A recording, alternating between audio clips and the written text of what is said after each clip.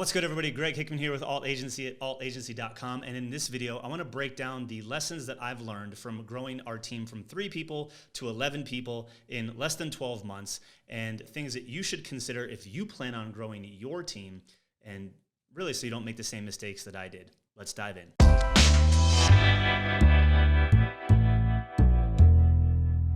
Welcome back, guys. Greg here. And like I said, I want to share some key lessons and things for you to consider if you are growing your team quickly or you are planning on adding more team members. I don't have much to compare this to, but 3 to 11 people in less than 12 months, and really actually less than 10 months, was quick for me. And a lot of things broke.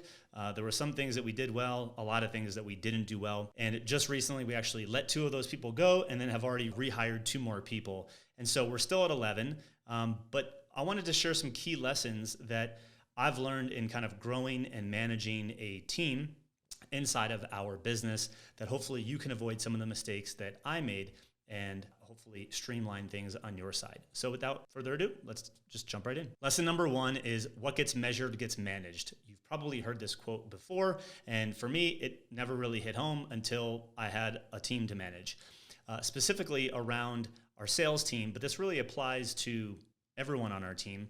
We follow the concept of having a job scorecard, which is a concept that came from the book called Who, where you actually have a document that states, what KPIs someone should be hitting and all of those things. And when you start building out a team and you have these team members, it's really important to constantly measure their actual performance and make sure it's aligned and hitting the goals that you had originally set out for inside of that scorecard. When you start to measure things, in this situation for us, it was close rate, specifically, and you see that decline, and either a steady decline or it plateau, and or you have someone on your sales team have their best month ever and then followed by 2 or 3 of their worst months ever. Having tracking to show you this as it's happening is going to help you course correct. And for us, we weren't looking at all of the right things. And in many cases, we were actually looking at some of the things, but didn't really know what to do once we saw KPIs weren't being met. Again, for me, I hadn't managed a sales team before. I've hired coaches and consultants to help me figure this problem out, and we've since course corrected. But whether it's your sales team or your marketing team or your client success team, there should be KPIs and there should be some indicators that will allow you to know if they are doing their job, if they're doing it well, if they're doing it on time, etc. And if you're not tracking any of those things, it's really hard to manage those people and improve it. So it's one thing to have the data, with this concept of what gets measured gets managed. So you could be measuring it, but if you're not managing to the expectations that you had for those KPIs that you're measuring, things can start to fall apart. So pay attention to those KPIs and course correct when you see things not going in the right direction. Lesson number 2 is to trust your instincts. We had some underperforming people, and we discovered by measuring and monitoring, and we had to make some tough decisions and let some people go.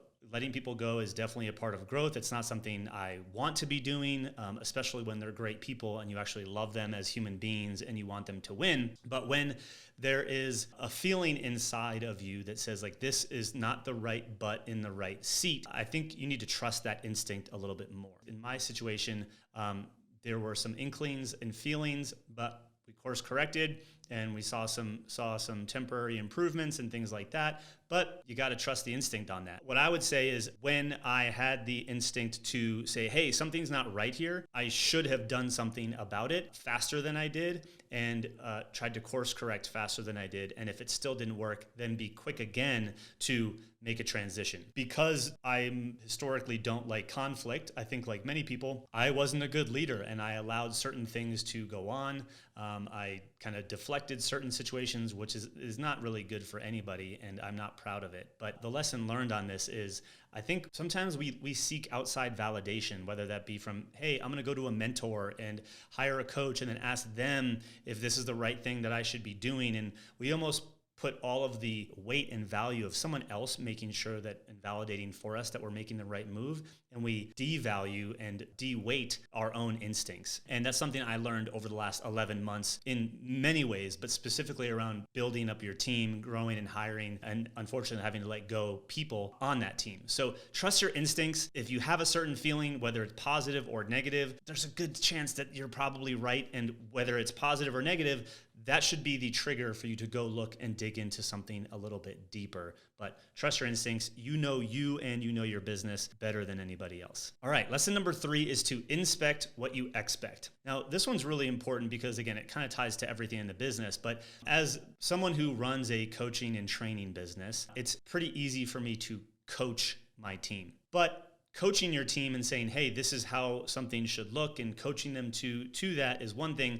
But then when it comes time to make sure that those things are actually happening, you need to actually inspect that. So for me, in multiple areas across our entire business, I would kind of coach thinking that I was communicating clearly what I expected, my level of expectations, and just assumed that that was digested and then being implemented. And it went on for too long to the point where I was like, it doesn't seem like what we have said is the standard is actually happening. And I actually haven't done anything about this. So I'm going to jump in and start to inspect what's going on to see for myself if these standards are being met, and if the expectation that I had in my head was actually what was happening in real life when it came to how our sales team was, handling our sales calls, or how our ops team was handling interacting, or client success team was handling interacting with clients. Whatever that situation looks like, if you have expectations for how a job should be done, and you want to make sure that that job is getting done at that standard, at that level,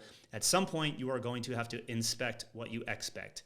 Even when you have really great people, you might just inspect what you expect and find out that everything's working great. Or you might find out that there needs to be changes, and then you can coach and train and lead your team into making better improvements. But the mistake I made was just saying, hey, I feel like it's kind of clear what the expectation is, without ever going in to inspect to see if those things were actually being met. So number 3 is inspect what you expect. All right, lesson number 4 is the biggest detriment to your future success is your past success. In October of 2020, we had our best month ever, and then November was a really bad month. And what I've found is, and maybe you've experienced this in some way, shape, or form too, is sometimes you are winning, and you're winning and winning and winning, and you just then expect to win. Maybe if you're in sales, you had a great sales month and you had a really high close rate, that you hop on the next sales call and you just expect that to be a close because you had a great month and the last handful of calls closed. Well, unfortunately, that's not how it works.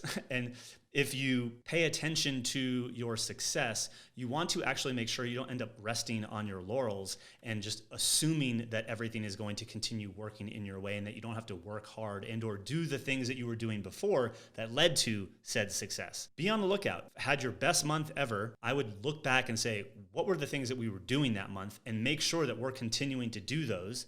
Not just say, hey, we had our best month ever. Of course, this next month is going to be the best month or a better month because we're crushing it right now. So pay attention to that. I think if you have a really great month or you're doing really well in one area, I think that's when you should actually look at what are the behaviors and activities that are happening each and every day that led to that result.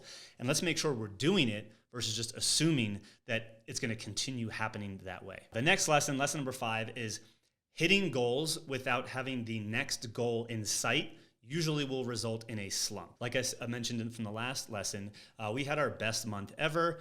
Actually, we had our best year ever, and I did a video on that previously on this channel. But outside of coming into the new year with like a higher revenue goal, there wasn't that clear of a vision for what the business was going to look like, where we were going from here. We knew what we had to work on. We knew that there was this bigger revenue goal that was totally doable mathematically speaking, but that was all I really sort of shared with the team. And January was a slow start to the month, or slow start to the year rather. And what I realized is in many areas of life, if you achieve a goal and you then don't have the next goal either in sight at that point or creating it very quickly and identifying it very quickly, it's super easy to just A, start to feel like you don't know where you're going, or B, plateau, and C, worse, decline, because there's nothing to to reach for. There's nothing to aim for. There's nothing you're striving towards or working towards. And you kind of just start going through the motions. And that definitely happened to us because the vision and the next level goal wasn't clear enough after we had met the first milestone. It's often a personal health example. I wanted to run a half marathon, finished the half marathon, and I didn't really have any sort of health and fitness goal after that.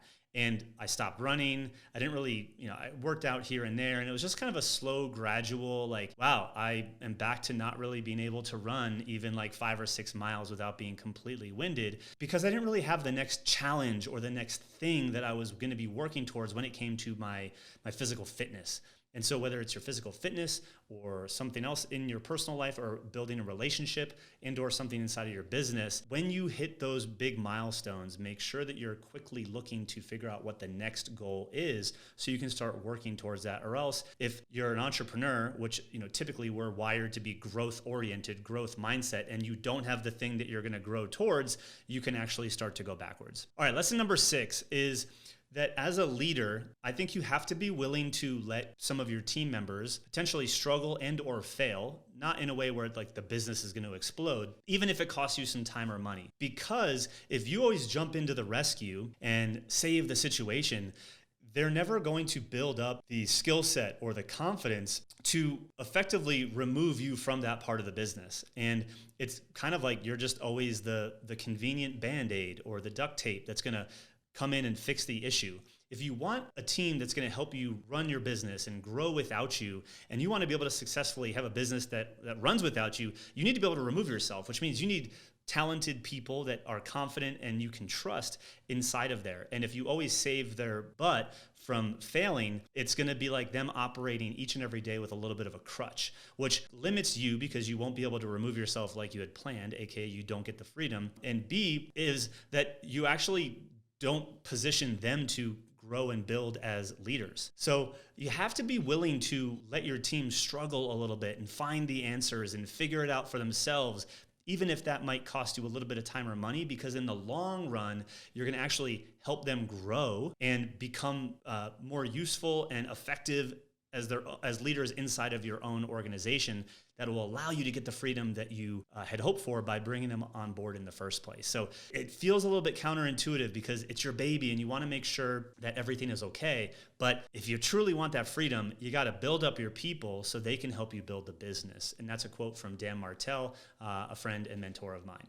All right, now before I jump into the last lesson, if you're liking this content and you're new here, please go ahead and subscribe to this channel and click that notification bell because we release a new video every single Thursday. Now, the final lesson is to honor your word and the standard that you are aiming to set or that you want to set, or else you risk losing good people. So here's the deal. If you have a team, and some people are in a similar role, and one person is like an A player and excelling, and then another person is a B player or worse, a C player, and they're not performing, and you as the leader tolerate that C-level performance, that A player is going to get demotivated, especially in sales roles. But like, I think really across the team, if you're on a team and you see someone slacking or not trying or not performing, aka not aka dragging you down, but in essence, maybe the energy comes down and the results are coming down, and then they look at you as the leader and you're tolerating all of this, they'll start to think that either A, they can probably find a better gig somewhere else where they're more challenged and there's a higher standard where they'll be more motivated, and or they'll just start to slack themselves. They'll be like, well, if they can get away with it, then I'm okay. And then you'll see their performance decline. So I think you actually risk losing good people if you tolerate either the wrong person or a negative person or poor performance inside of your organization for too long.